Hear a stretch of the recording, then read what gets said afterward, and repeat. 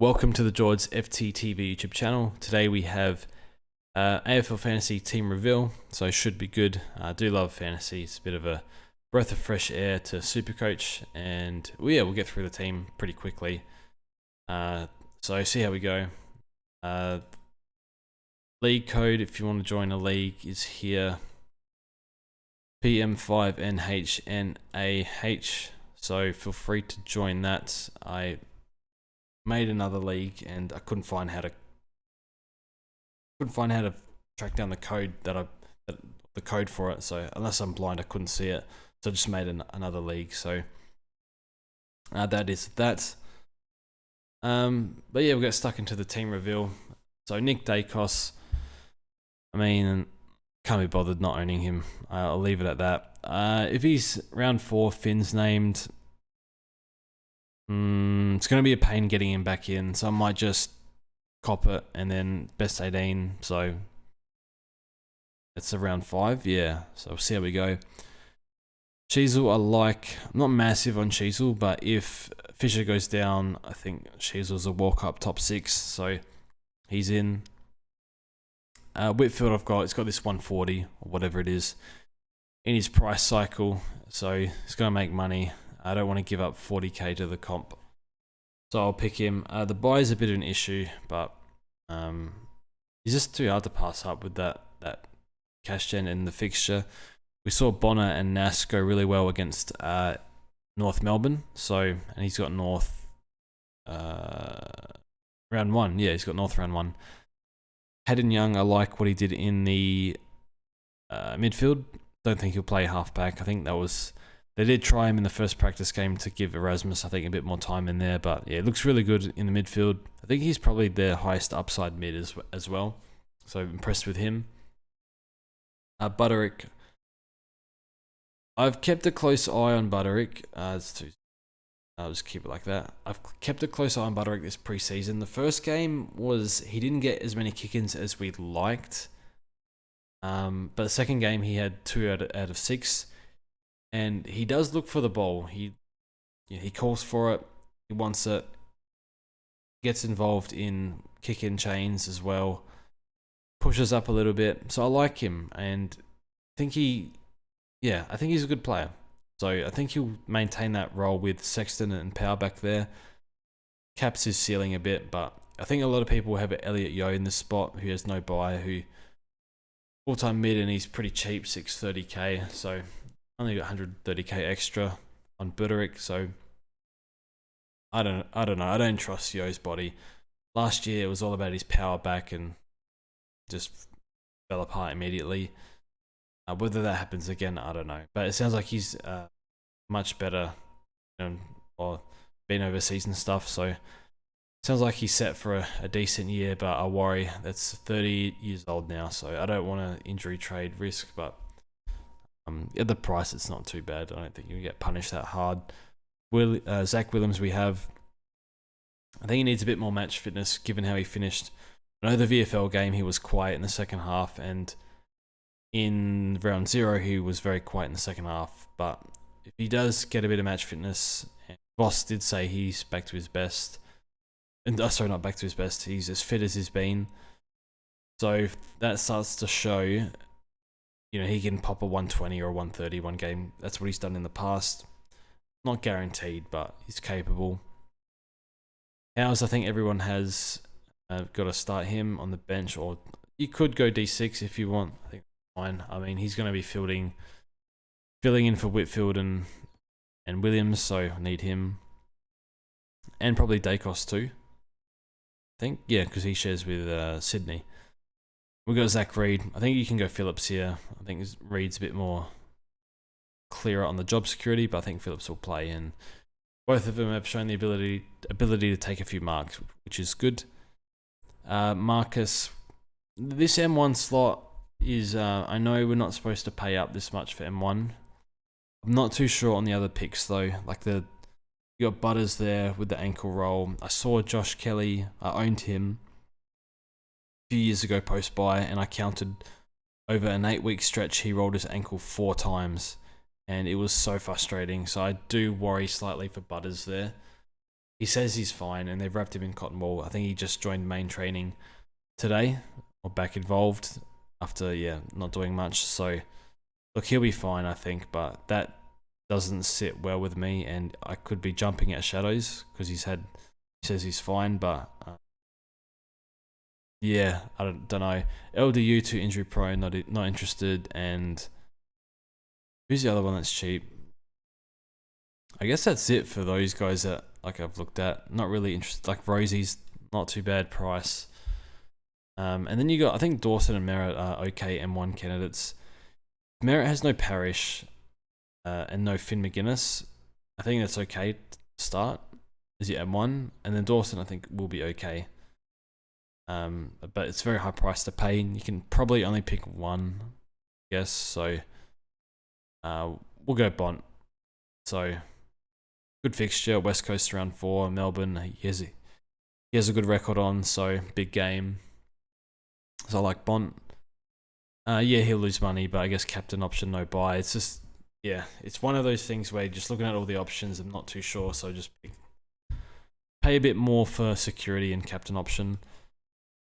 Steele, I like, not 100% sure on, but we see St Kilda just feed it out to the outside runners, so less stoppages for St Kilda, which probably helps Bonner.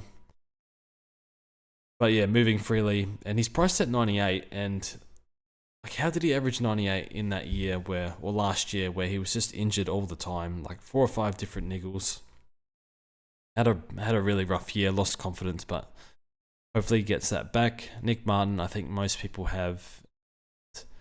Matt Crouch, I feel like Amon is better than Matt Crouch, but I think it's a new Matt Crouch. It's not the heaps of cheap possessions, it's more inside handballs, feed it to Dawson.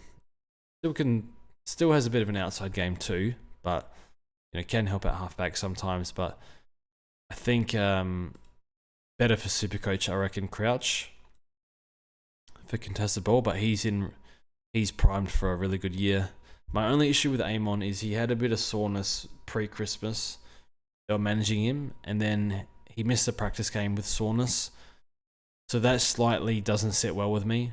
And again, could be jumping at shadows here, so don't let me scare you off, but that's my only concern. So I'll just go with the guy that injury cloud, but I mean, it sounds like Amon's fine, played the practice game, so it shouldn't be an issue.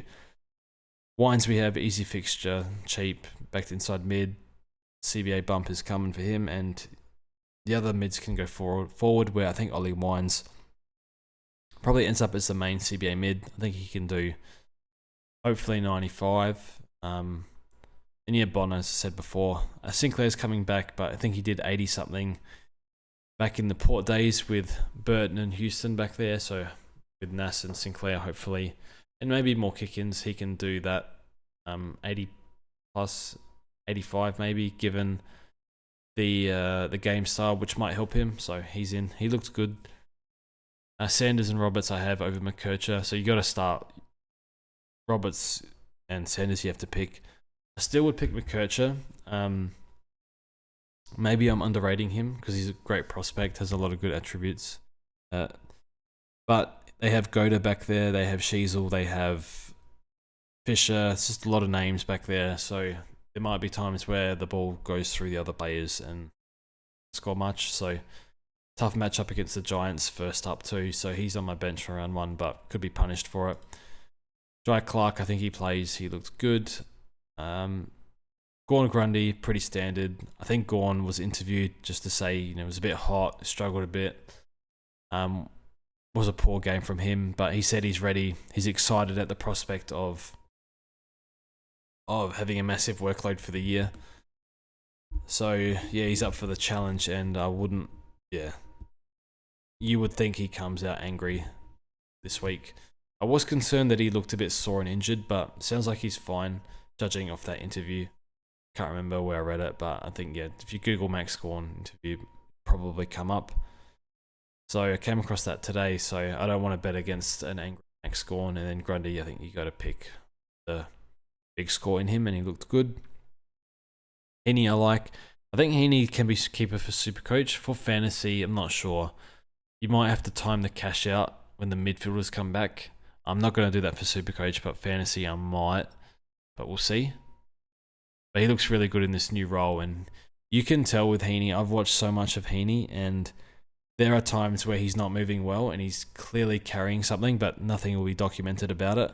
And there are times like right now where he's moving freely, and when he's moving freely, he's one of the best players in the comp. So for as long as he's moving well, he'll be in the team, I think. But yeah, it's hard to be a premium in fantasy as a forward, whereas in Supercoach you can kind of do it if there's weak competition for forward spots. Like last year we had all these great forwards. This year it's a bit harder.